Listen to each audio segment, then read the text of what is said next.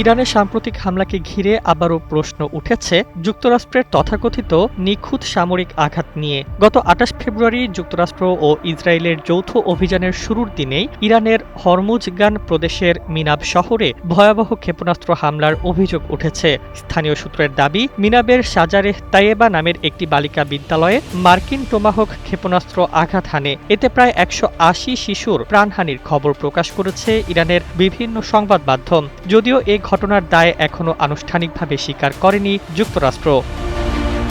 বিশেষজ্ঞদের মতে, যদি বিদ্যালয়টি ইচ্ছাকৃত লক্ষ্য না হয়ে থাকে তবে এটি মার্কিন বাহিনীর লক্ষ্য নির্ধারণে গুরুতর ভুল বা গোয়েন্দা তথ্যের ব্যর্থতার উদাহরণ। এমন অভিযোগ নতুন নয়। অতীতেও বিভিন্ন দেশে মার্কিন হামলায় বেসামরিক মানুষের প্রাণহানির ঘটনা বহুবার সামনে এসেছে। এক প্রতিবেদনে কাতার ভিত্তিক সংবাদ মাধ্যম আল জাজিরা জানিয়েছে,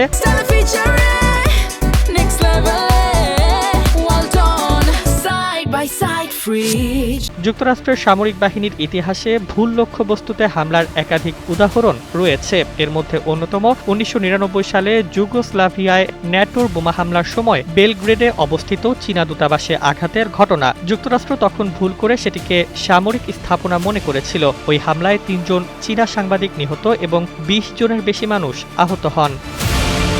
সমালোচকদের মতে, এসব ঘটনা প্রমাণ করে যে নির্ভুল সামরিক হামলা দাবি সত্ত্বেও যুদ্ধক্ষেত্রে নিরীহ মানুষের প্রাণহানি বারবার ঘটেছে, যা আন্তর্জাতিক মানবাধিকার প্রশ্নকে নতুন করে সামনে এনে দিয়েছে।